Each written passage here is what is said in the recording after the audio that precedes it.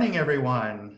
Thank you for joining our webinar this morning. You may know I see some returning guests. We've been doing this for a few months now, and it's been really wonderful to have these discussions. We really enjoy the panel version as much as the presentation version because you get a lot of great opinions from some sort of diverse points of view. So today, as you saw from the title, we're talking about collaboration in the times of social distancing. And so it's interesting as I've been thinking about this, I've been thinking about as I approach a problem, the art really of problem solving, I think, is more in how you ask the question. And did you get the question right? How many times have we come up with a great solution and we said, oh my goodness, we didn't ask the right question, or we didn't add enough detail to the question? And so I hope today that you'll sort of hear some of that from our speakers, maybe some solutions, but also a lot of things that they're going through and thinking about, because what I noticed working with decision makers in the built environment, designers, occupiers, etc. I haven't had one client that I've worked with that has not kind of shifted their thinking on this topic since the beginning. And so I think it's important to keep revisiting it and keep asking the right questions. So with that in mind, we're really excited to have this panel for you today. We have, I want to just introduce them. We have Eric Johnson from Allsteel. And Eric is joined us for our webinars before. He's an architect by training, and the majority of his career is focused on corporate workplace, first as a designer and then as a workplace strategist for the last 20 years.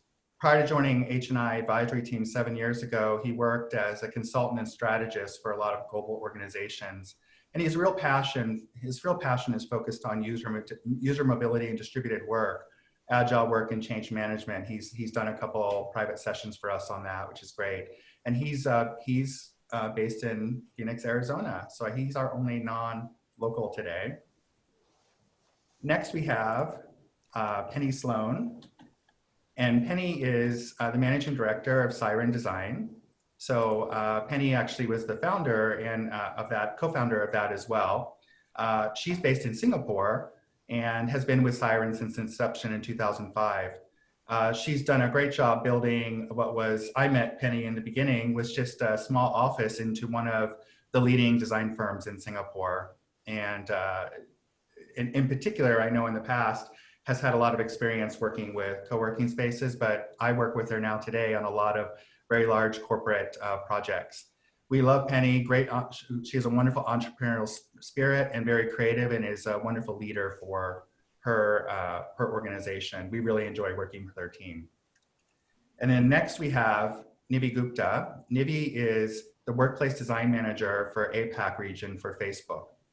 So Nivi has trained as an architect, and after a brief stint in Mumbai, moved to the US, where she spent most of her career working in public and private projects in project management, and then later in design as well. She moved back to Asia a few years ago, where she's primarily been working on corporate projects. Nivi has a lot of experience in sustainability and green initiatives as well from her past roles. And so we're really excited. I work with her on a regular basis, and she's very creative, works for a very creative organization. So I'm excited to hear what she has to say today. Next, we have Elizabeth Fuller, and Elizabeth is the real estate advisory director for Southeast Asia and Australia for WeWork. And she actually, sorry, my screen froze on my bios, I apologize. So I'm having to go to an alternative. She's lived in Asia for 4 years, in Singapore and China, and her great topics of interest are workplace strategy, future of work, commercial leases developments. But right now, I think she has a real interesting role in what she's doing with WeWork, and I think she's going to tell you a little bit more about that when we get started. So thank you. So let's get started. So first, I'd like to have a quick poll to take a temperature of everybody in the room, both the panelists and and the participants. So the first question is, have you gone back to the office? Just so we know. So while they're answering, why don't we, the panelists, let us know? Penny? It's yes and no. I mean, we all know that the default in Singapore is to still work from home. And we can come into the office if we need to. I think the nature of our business, we're better designers when we are together. There's probably around 3 to 4 people, 5 people sometimes daily that do come into the office, whether it's to use the library or so forth. So it's a bit yes and no. Mostly no, a little bit of yes. How about you, Elizabeth? Well, in Singapore, WeWork locations are open for our members who are have essential work to do, but that doesn't include me, unfortunately, who's dying to get back into the office. So we're still waiting. My colleagues in Ho Chi Minh City and Sydney and New York, they can go back to the office because it all just depends on what the government directs us to do. So for us, it's still a waiting game. Nivi, how about you?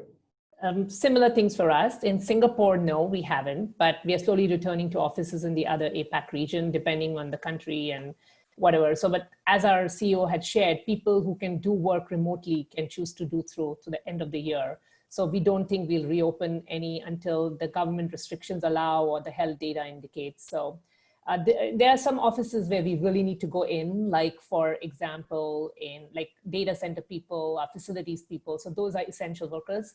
So we probably may return back to only 25% by the end of the year is the plan, but a phased return. How about you, Eric? I haven't worked in an office in 20 years, so this is kind of the same thing for me. So no big difference. You were number 3 answer. I was a remote worker already, so no change for me. Yeah, well, what I think is interesting is that 64% are yeses, which I know we have a lot of, I think, joining us from China today, and they went back a lot sooner. But I know in Singapore they're still encouraging government to work from home. So I think that's interesting, 64%, but that's good to know. What's even more interesting is the 18%, which is we were allowed to go back, but my company or I decided to stay home. And that's a really interesting factor that's going on right now. Okay, so let's start with some questions. Let's do this. Let's imagine it's the year 2022. So considering what has just happened, the virus, the fallout, all the changes, all the things we had to consider, what did it teach us? And given this, what are the most important or critical 1 or 2 things we should be thinking about now? So why don't we start with Penny? So what has it taught us? That we're incredibly resilient. I think we learn and adapt to change super, super quickly. I think, if someone had said to me back in February, your entire team is going to be working from home for the foreseeable future, I would have laughed. I would have thought, are you kidding me? How are we going to do that? But here we are, and we've done it. And I think we've done it pretty well, and we've adapted. At first it was super painful, working as well as homeschooling, trying to do the juggle. It was super hard, but now I think, we're over that pain. We're starting to like it. It's starting to make sense. And I think the world's largest work from home experiment has proved that we can work from anywhere. I think what we have to keep in mind is that what we do hasn't changed, but where we do it can change. And I see how quickly we could go back to the way things were. I think as humans, we're creatures of habit. And I was speaking to a mate in New Zealand, and everything is back to normal. It's like nothing has happened. Went to the rugby, 60,000 people, there's no social distancing. And so how quickly we can go back to this never happened. So I think we just have to keep in mind, while we're living it and breathing it right now, what we can kind of learn from it while we're in it to take forward before we go back, if that makes sense. That's great. How about Elizabeth? Yeah, following on that, I think to me, the lesson is ultimately about refocusing on employees as individuals, as real people. So first, I think safety is the new sexy. Is each person safe? Are you healthy? And are you well? And second, how do your work life and your home life intertwined? As Penny alluded, for some of us, it might be a little too much right now. But I think in 2022, it's going to be hard to remember sort of the dinosaur who wouldn't let their direct report stay home for aircon servicing day. And third, I think for WeWork clients, this has meant, and probably most of our clients, a reevaluation of workplace strategies across the board. So for some companies, almost immediately, they wanted more square footage per person, or per person at any one time. For others, that reassessment of how much office space they really need, and really thinking about what work exactly needs to be done in person. When is that in-person collaboration really important? And lastly, I'd just say we've seen an accelerated demand for flexibility. So we have a large global client who has simply stopped signing leases longer than 6 months. They just, and almost every deal I'm working on has termination options. So I think so that companies can reevaluate a year or two down the line. And I think these shorter term planning cycles, both for space design and for how they're fitted out, will persist certainly to 2022 and probably far past that. Nivi, how about you? For me and for actually us, the biggest thing I think is the changes have taught us is that remote work can work. Remote work has been around for years, like we all know, yet its growth has been pretty slow. For many companies have been skeptical, and companies implemented it in a few weeks. And like Penny said, some overnight, like we had to do it overnight. Like one fine day we were told we're going offline, and it happened. Online, sorry. And many tech companies have announced also that 50% of their workforce may start working remotely in the next 5 years. However, I think this is not an all-out strategy. History has shown that 100% can't stay home and 100% can work in office. So it has to be some middle ground. The survey data also shows that 2 to 3 days a week is desirable as a work from home option kind of a thing. So a few things that have changed forever. I think it has caused people to stop and think and adapt to everything. It has caused people to explore new technologies and changed management styles galore. Everyone feels vulnerable, mindful, watchful about these things. So a few things of how we may do things differently in 2022 is, look at providing physical distancing, but at the same time manage social connection. The office will be used almost entirely as a place to make and collaborate, or, that sort of a thing. Not necessarily my company, but a lot of surveys say that there'll be greater use of satellite workplaces to support near home working. Collaborative areas will be more of the focus kind, collaboration between lesser group of people, 2 to 3 people, 4 people. So I think more will happen at the primary work setting, meaning at your desk. And the individual work could also get noisier is what I've heard, because if people can't go use other areas, it could. But hopefully by 2022, that's not the thing. But yeah, that's what my take on 2022 would be. Great, and I think it was interesting to my point, Nivi, you just in the beginning about asking the questions, when you said causing us to stop and think, I think that's a great thing to consider, because I think, to me, it felt like over the years, although we definitely were innovating in offices and the environment, there were a lot of things that just became accepted that were not changeable. And so I think what's exciting about this is it's giving all of us, particularly the creative people sitting on the screen right now, the ability to say, we can actually question some of these things, and we can actually think about it. Eric, how about you? Well, thanks. If thinking about what's going to be going on in 2022, I hope we're at a position where organizations are functioning effectively, and work is moving forward, and the economies are moving forward. What that means is that we've figured out how to collaborate effectively, no matter where we are. We've figured out how to support people, whether they're in the office or at home. And we've learned how to communicate with each other about what may be potentially difficult topics, which I get to talk about later. One of the big changes is we've moved from a mental model of I have to go to the office because my company tells me to a model where I need to go to the office because there's something there I can't get somewhere else, some resource, or I want to go to the office. because I miss the vibe, I miss the excitement, or as I've thought about it, I really want to go to that place for lunch and it's downstairs from the office. So I'm going to go to the office so I can go to my favorite place for lunch. So it's things like that. And then another thing is, if we're collaborating effectively, I hope by 2022 and in the process of getting there, we have finally figured out how to make these technologies work effectively, and that we've also trained everybody on how to use them competently, as opposed to simply throwing them out there and say, hey, Zoom, rock on, gotta run. So that's my thought. Thanks, Eric. I'd like to do another poll.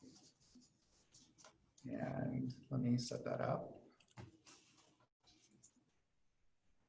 Okay, so we'd like to ask you, what is the biggest challenge, this is for the audience, the biggest challenge for shared space and collaboration when people come back to the office during these new circumstances?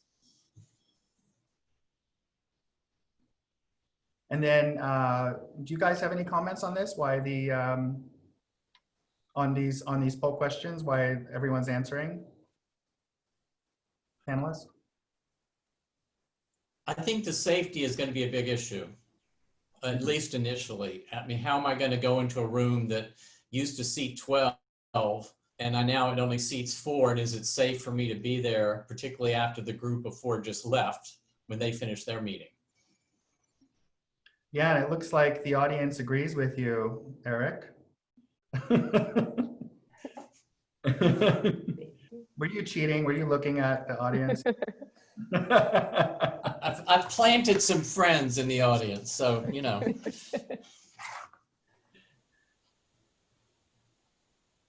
Let's see.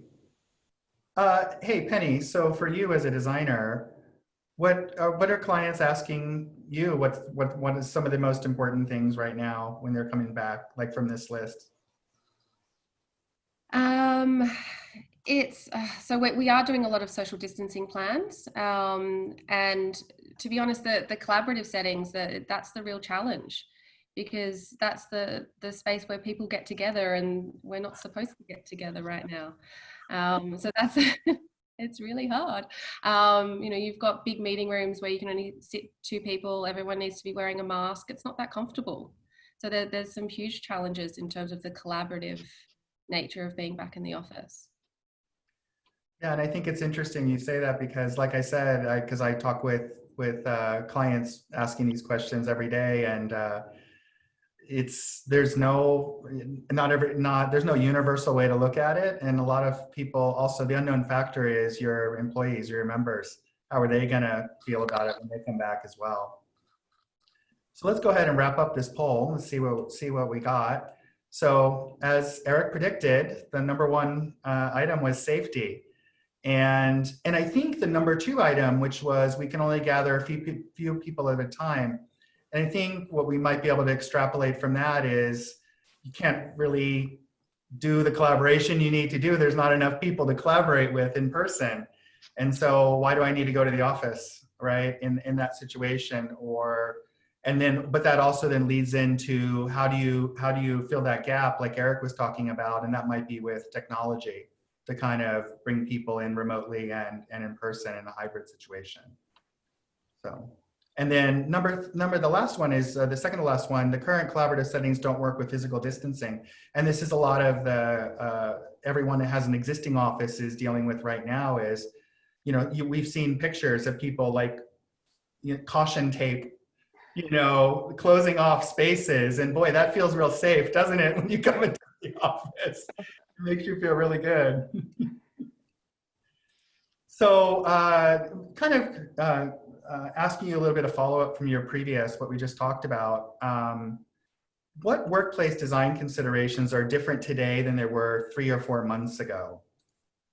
And let's start with Nivi on that one. Sure. I think we had to sort of go back to the basics and eliminate the fluff.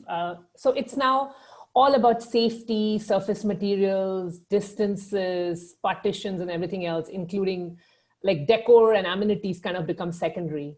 While this is temporary, it will probably help us realize what matters most to people and that the needs are different. So if basic needs are not met, like safety, healthy environment, access to daylight, other stuff simply would not matter, I think. So the pre-COVID workspaces, if you think of it, were designed to mitigate the spread of the disease, right? Open plan, high density, high mobility. We saw a lot of shared communal spaces in certain organizations like ours. We have a lot of those.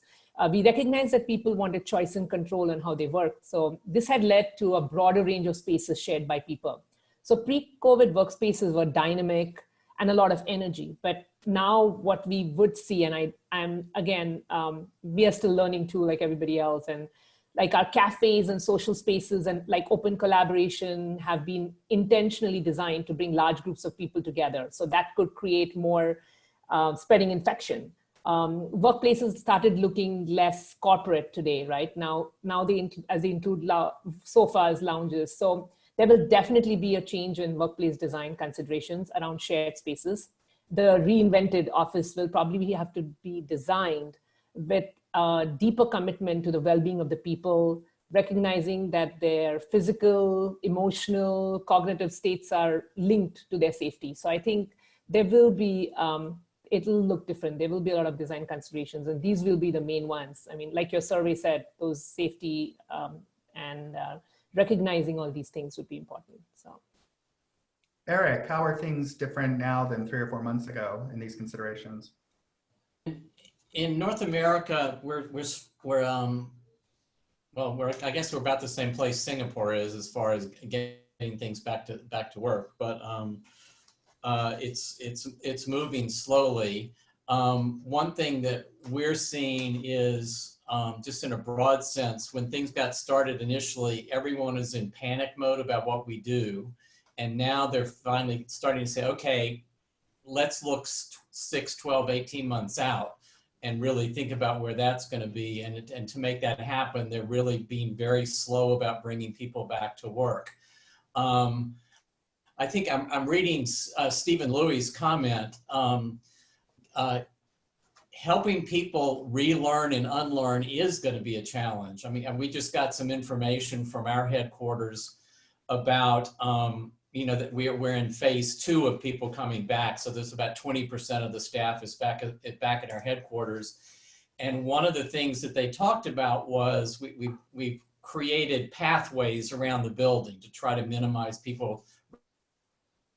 One of the notes was, it's okay to remind one of your colleagues that, they need to be thinking about which direction they're going in, because we're all new at this and we have to be thinking about it, and some of us need to be reminded. So that's that ability to give people permission to talk to a colleague about how things need to be done. And then from a planning standpoint, we've already brought up, how are cafes going to work if you can only have half the people in them? I mean, in some places they've started installing shields between chairs. Well, having a conversation with somebody through a plexiglass shield is kind of weird. And that's a good short-term solution, but in the long term, a problem. We're working with a behavioral psychologist, and a one-on-one conversation with somebody that's personal, you're typically 3 feet away. But if you get 6 feet away or more, that completely changes the tone of the conversation. And that's the way human beings work. It has nothing to do with social distancing. And so how are we as human beings going to adjust to the fact that if I need to have a sort of a one-on-one conversation with Michael, but we can't be closer than 6 feet, how is that going to work as a human?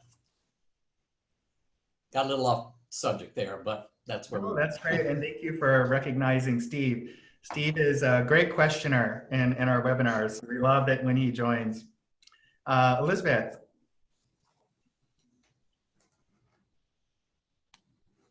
Oh, Elizabeth. You're on mute. Thanks. At WeWork, we're in an interesting position because we're planning right now some new locations in Singapore that we're going to open up. So one of them is 21 Collier Quay. It's the former HSBC building, some of you may know. So right now we're wrestling with this. What should we change in the design of this building? And as a flex space providers, we're all essentially lease investors. So if we made a drastic change in the amount of collaboration space in the building that we included, that would effectively mean that we needed to raise the rents in the rest of the building. It also risks overreacting to the current space when we're talking about a design that needs to last for 14 years. So I don't know when COVID is going to end, but heaven help us if it's longer than a decade. I'm hoping that it's shorter. So we're really reacting to this in two ways. It's about flexibility for both dedicated spaces to specific enterprises, and then flexibility around collaboration spaces. For dedicated spaces, it's all about different options. So we literally map it out and have spaces that you can move into. And right now you can have half as many desks as you might in 12 months, when I hope that we won't have to social distance anymore. And we'll have FF&E options where you can flex back and forth. In the collaboration spaces, we're seeing less big, fixed, huge auditoriums, more mixed use where you can combine rooms or separate them, have walls that are retractable with great insulation, training rooms that can be large for companies that still want to train with 50 people but want 3 times as much space for them, or ultimately for larger trainings. So these are the sort of things that we're looking at. Great. Penny, what's your perspective on this? Yeah, I mean, there's definitely a now, near, and future approach. So now it's all about safety. We get that, and that's what we're living and breathing. But if we look, to the future, there's so many things that we need to consider for our new workspaces. I mean, what is the purpose of going to the office now? What do we do there? Who do we meet there? How do we do it? And creating a place for purpose, or creating a place where people actually want to come together and be human beings is going to be really important. I think, we're missing the 5 senses. I can see you, I can hear you, I can't get you a cup of coffee, I can't shake your hand, I can't see anybody else on this webinar. It's quite odd. Flexibility is going to be huge. We have to stay flexible. Stephen Louis just, his quote is, I love that quote. And I think, we will be in a constant state of flux, at least for the next 12 to 18 months. And I think we need to give ourselves permission to change our minds. We need to be constantly changing and relearning and adapting. I do think also learning facilities is going to be really, really important. I really feel for our juniors and graduates coming into their careers. They don't have the office to go to and to learn from and to hear seniors talking and meetings around them. It's I think, especially for the younger generation starting their careers, the office is going to be really, really important when they go back. But I do think there's no blanket rule. I think every company, every function within each company is going to be different. So we need to keep adapting, stay flexible. Great, thank you. I'd like to do a quick poll. This is kind of a fun one. And I have a visual aid for you as well before we do the poll, so you can see. So this is what I have, the wipes and the hand sanitizer.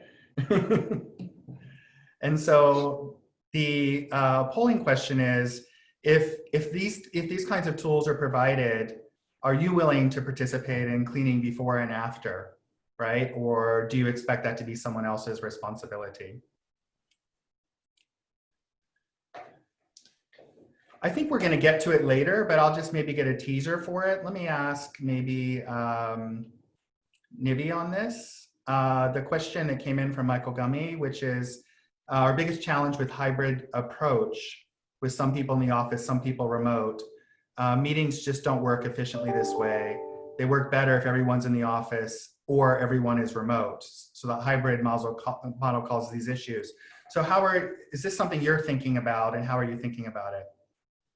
Is he trying to say the hybrid model for for meetings? Yeah, he's saying either all remote or all in the office is the best way to do it. But when you have to do both at the same time, some in the office, some remote. So I'm maybe the wrong person to ask this, because right from the beginning, even before COVID, we always did, we have done both. And I think you, both Michael and Penny, have attended all our meetings. Some of us are in the office, some of you on VC, and it works perfectly for us. It's because we've been using VC for long. So it's not caused any issues before. And I think that's what made us quickly change to this overnight model of working from home, everybody, right?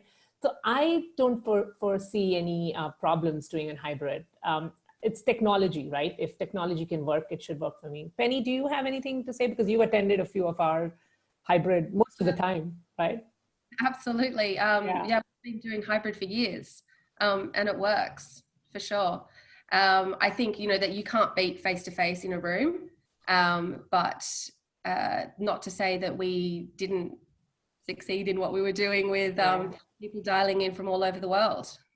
Yeah, especially companies like us, we have people all globally, right? So somebody is in different projects, different places. So we always have people. So I think the hybrid version works. I think it's technology, if I'm not right. I mean, if I'm right about it. Well, you were the right person to ask, and that's why I asked you, Nidhi, is because, and I know Penny would have backed you up, and but because I have a similar experience, that I have seen it be very effective. Almost every meeting when it was more than you, there was someone else, either in California or in India or somewhere else, and it was very seamless to me.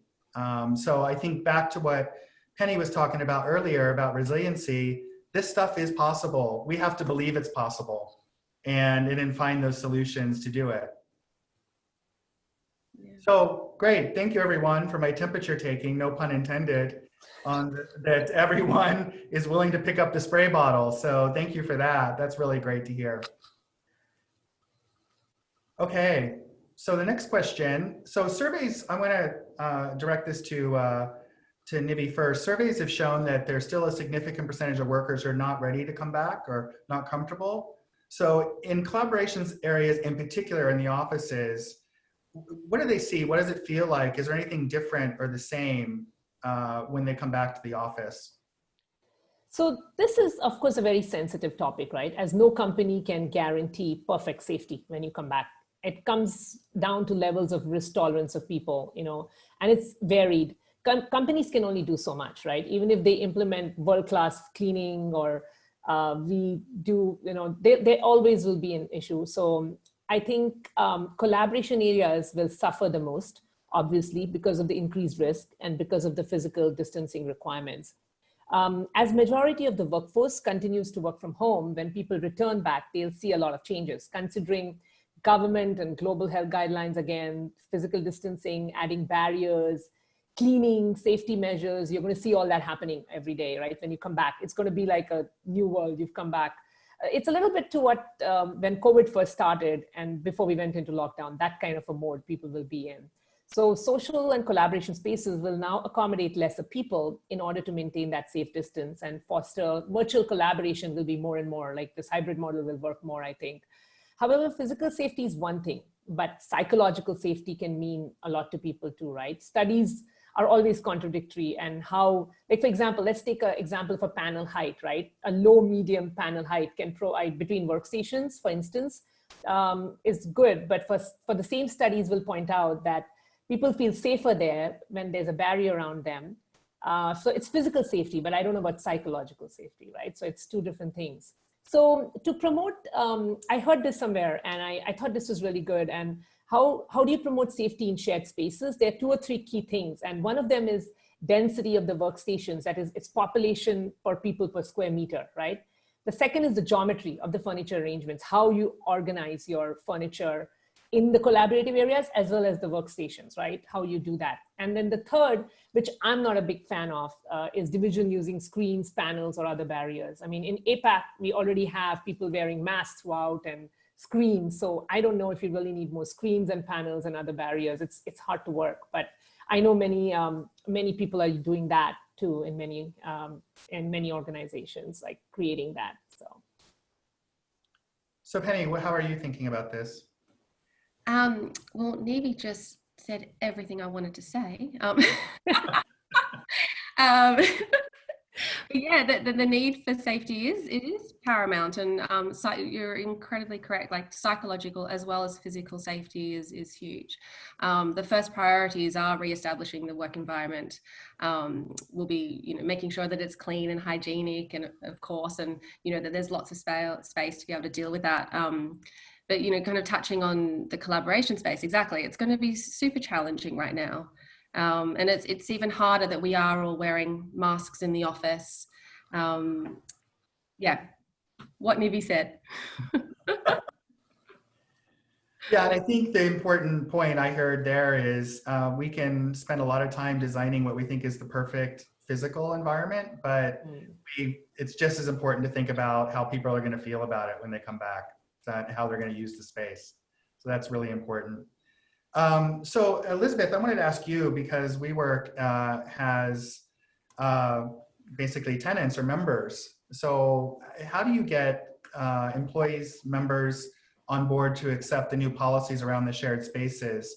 And do you think they will actively and willing participate in keeping those spaces kind of the way that you intended them to be? Yeah. Thanks, Michael.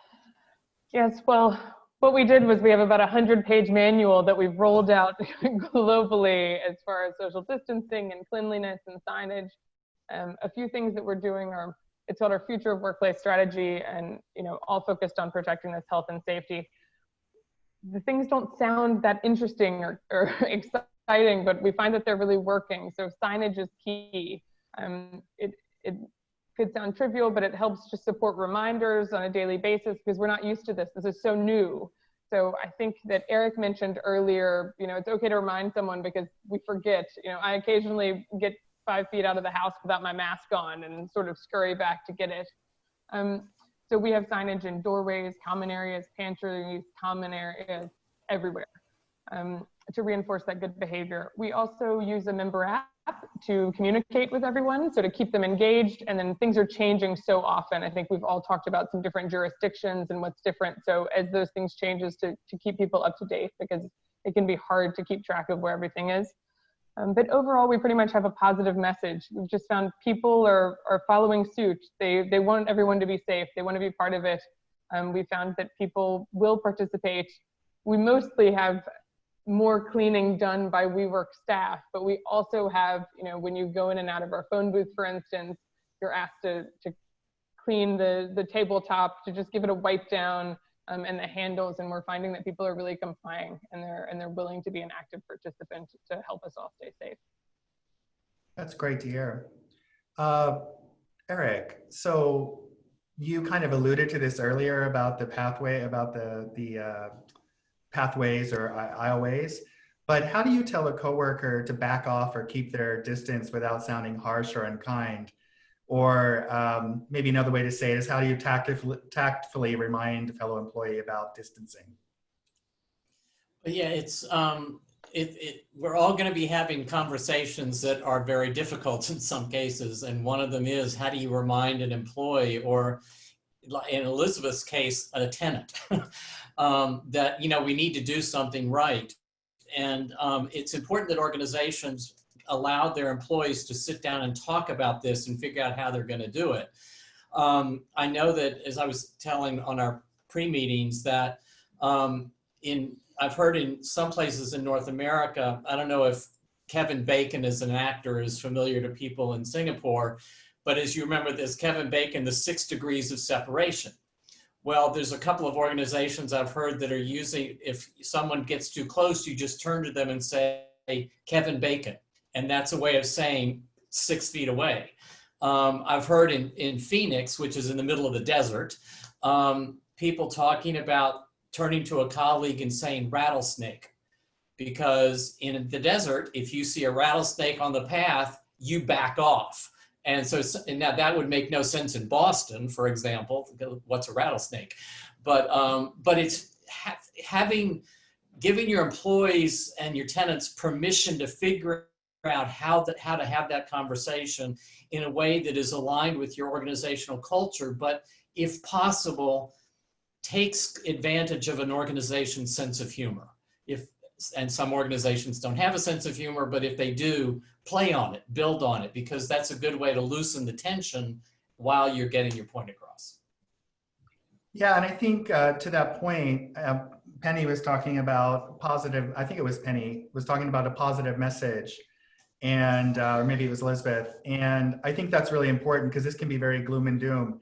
So your point, Eric, about finding the humor in it, not that this is not a serious issue, it's a very serious issue, but kind of tapping into the uniqueness of your organization to find ways to kind of do that. And I think that's what people listening here, listening to this webinar today, to me, that's one of the takeaway. I think the fact that you've just taken the time to come and listen to this means that you care.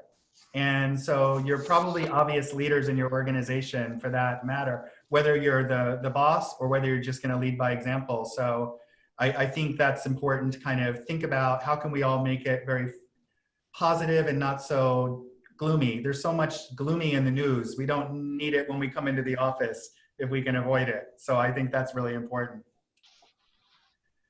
Okay, the next poll. Can we put up the next poll?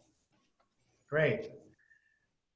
So this is, if you or your company were to consider alternative or distributed spaces other than your main office, like a co-working or shared office, what would be the important qualities you'd like to see in these spaces? And you can choose more than one. This one's opened up for multiple choices.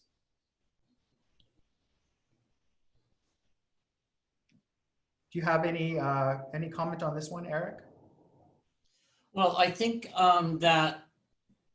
I think one of the reasons organizations are going to be looking at flex spaces more is because they're closer to their employees when they're not in the center, the core of the city. So that idea of having them closer to where people may live outside the city core is going to be a big piece of it. But then if I'm coming into an office, I may be coming there because their resources there, you know, a flex space, their resources there I can't get somewhere else. Maybe that's conferencing technology. That I think would be a clear reason for me to think I'd be looking for. Okay, why don't we wrap up the polling? Great. So let's see what we got here.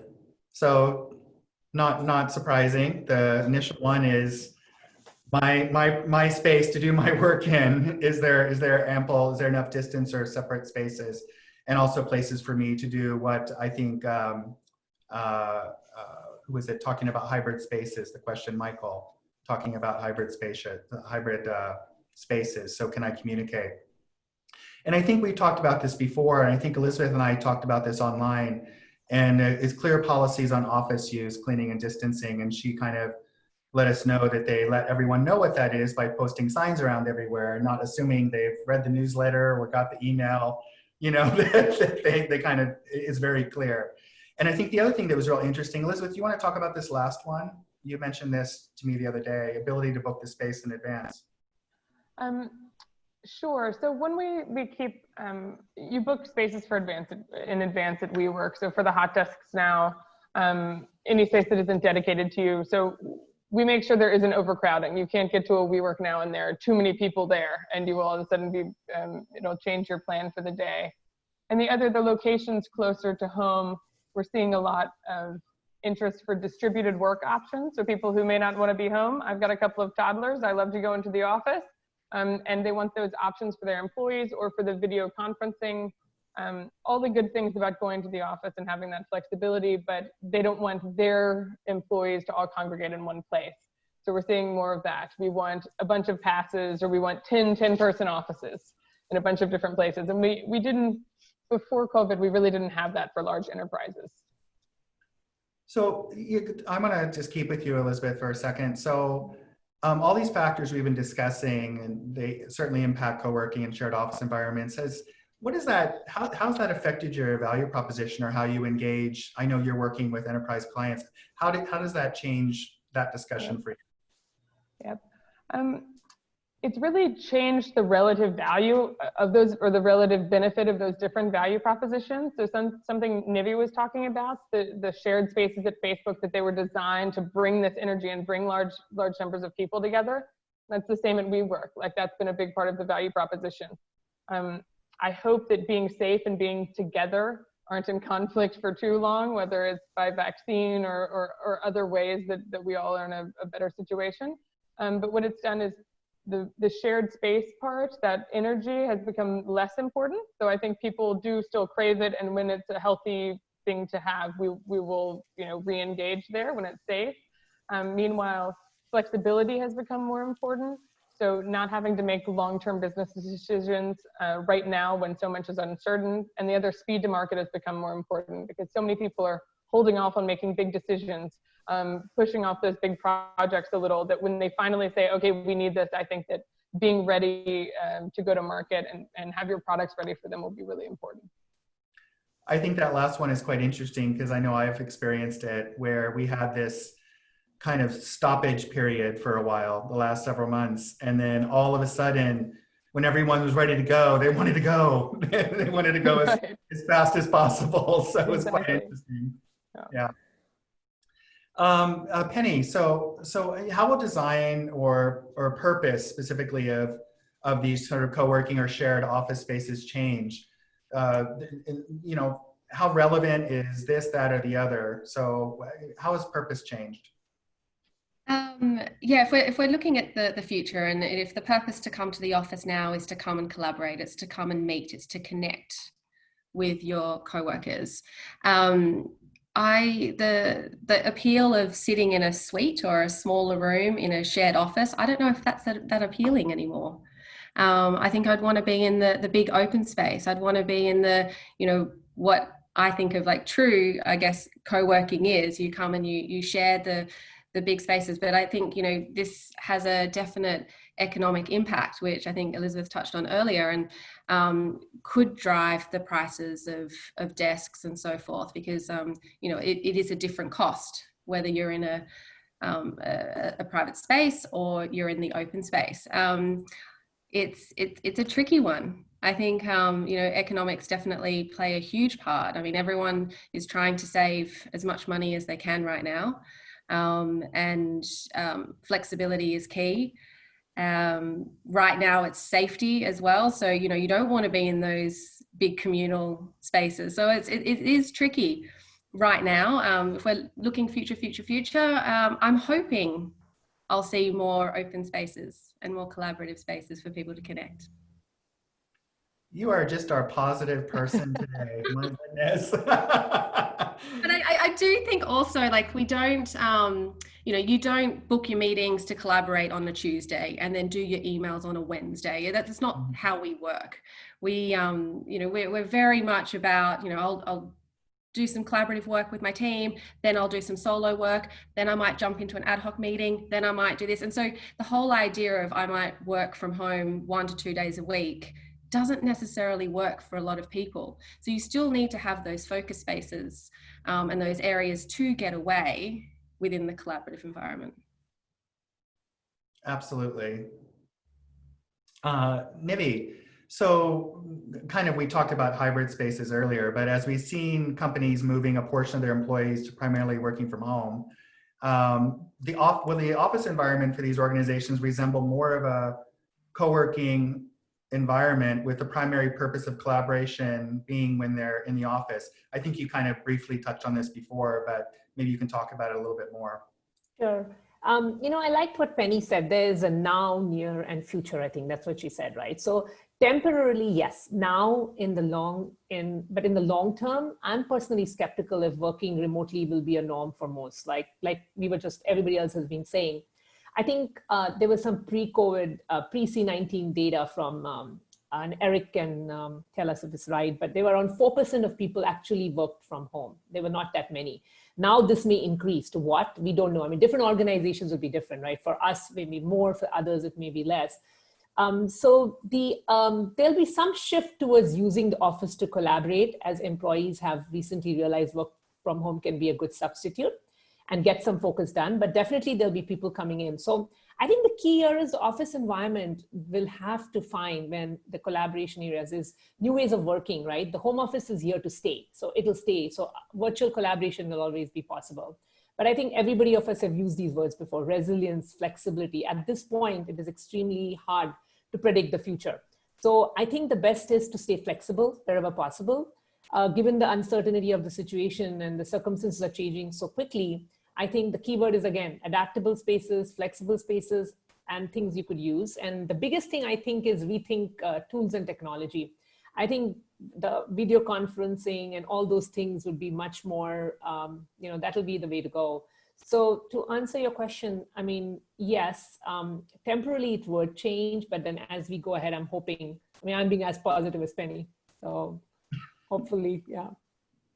Hey, just can you, for Eric, I know you've done a lot of work on technology. So do you mind just a minute on, what have you seen, any shifts in the emphasis on technology in this last several months? And what does that look like? Well, I mean, clearly there's the technology we're using right now, that's, everybody is focusing on that. And I think that what we're finding is that this is accelerating advances in these technologies so that they become much easier to use and much more reliable. So I think that's a key. And they're also more able to support different kinds of collaboration. Like in Zoom, you have the ability to go into small rooms and have a small meeting that's part of a big meeting and then come back together. So functionality like that is something that I think we're gonna begin to see more and more moving forward.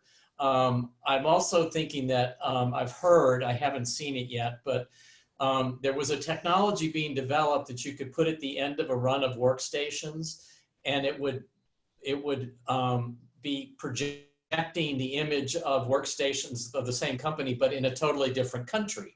And so it would look like your workstation just continued on, but those were my colleagues, in India, while I was sitting here working in Phoenix. And so it would look like you're all working together, and it had the appropriate sound to go with it. So I think that's a big part of it. The other thing is, we all know there's a lot of talk about sensor technologies, primarily to understand occupancy and utilization. But I think the biggest value of those is to improve the user experience, to make, as they say, my experience of coming to the office and finding a space as frictionless as possible.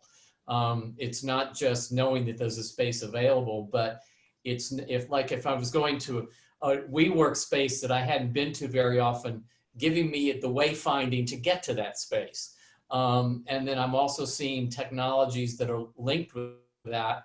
There's a company, Workplace Fabric, that we work with. They have actually updated their technology so it can not only help you find a space, but it can tell you when that space was cleaned last.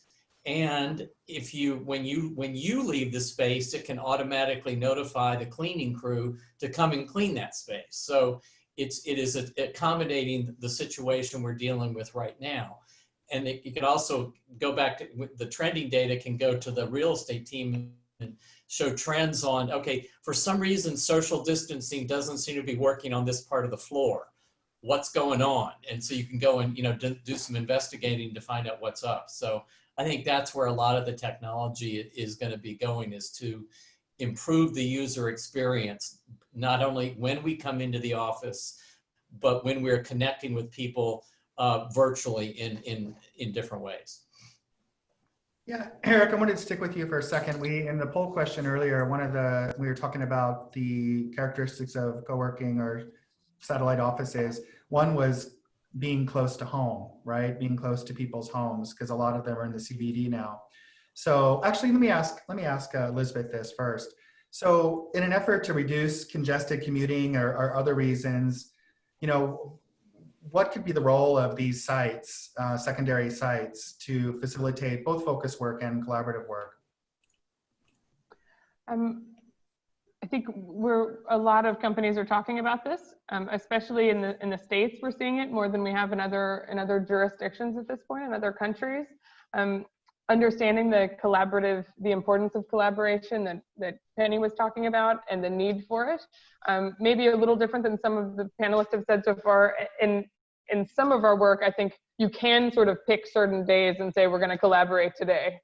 So I think then we're going to see some more, and some of our clients have talked to us about that, like consultants, venture capital firms, my work. We need to be in the office some days to collaborate, and I think people will plan around that. And to your point, when people live together, I mean, live in the same place, and then we'll see others who don't live near who will have a reverse commute instead, which is at least easier than going in with the rush, and provides for safer distancing in that way. But I think that will definitely be a trend, and we're seeing some enterprises look at it specifically for their company. So I've been a little bit of a beginner on this. I've been surprised that companies were really considering it, but instead of having this big HQ, we're going to have 5 sites with sort of medium offices. Yeah, I'm keeping a close eye on this one too. I'm really curious to see. It's funny, I was talking with another co-working operator the other day who mentioned now they're kind of shaking their heads. Should we have been looking at the suburbs, not the CBD for our locations, right? And so I think there's a lot of soul searching going on right now, both from the supplier side and the demand side of that. Last question of the question everybody's asking lately. So if you guys can just give us your really quick answer. It can be yes or no, or a few seconds, however you want to answer it. But are collaborative spaces going to get increased, or are they going to decrease moving forward? We'll start with Penny. I think they're going to increase. The ratios I'm seeing on the projects that we're working on are changing. The kit of parts is essentially staying the same, but the ratios are changing. That's great. Eric. I agree. They're gonna be more of them. They're gonna be more kinds of them. But the biggest thing is they're gonna be more flexible than they are today. Elizabeth. I'm gonna go bigger, but less of them, and flexibility being key. Jump on Eric's bandwagon, especially with the FF&E. Yeah, I liked how you gave some real concrete examples of flexibility earlier, and I think that was very helpful. Nivi, how about you? I think it depends on the company's culture, right? I think in ours, they may remain the same because we already have many. So just the way you work in them, orient them, the flexibility would change. But I think in general, for most, yes, it'll increase like everybody else is saying, yes. Wow, okay. So let's just publish that and no one has to talk about it anymore. Done. Perfect, we answered all the questions. I sorry if we didn't get to where we've come to the end of our hour. Sorry if we didn't get to everyone's questions, but I think there was one question that I think I'll specifically direct and hook up the questioner to some of the panelists. But thank you all the attendees for joining us today. I really enjoyed this conversation because I enjoy these people a lot. I've known some of them for many years. And thank you to the panelists. Thank you, Penny, Eric, Nivi, and Elizabeth. We really appreciate you taking the time this morning, and I hope you enjoyed the conversation as well. Absolutely. Great to be here. Thanks, y'all. Great. Thanks, everybody. Bye, everybody. Have a great Thursday. Thanks.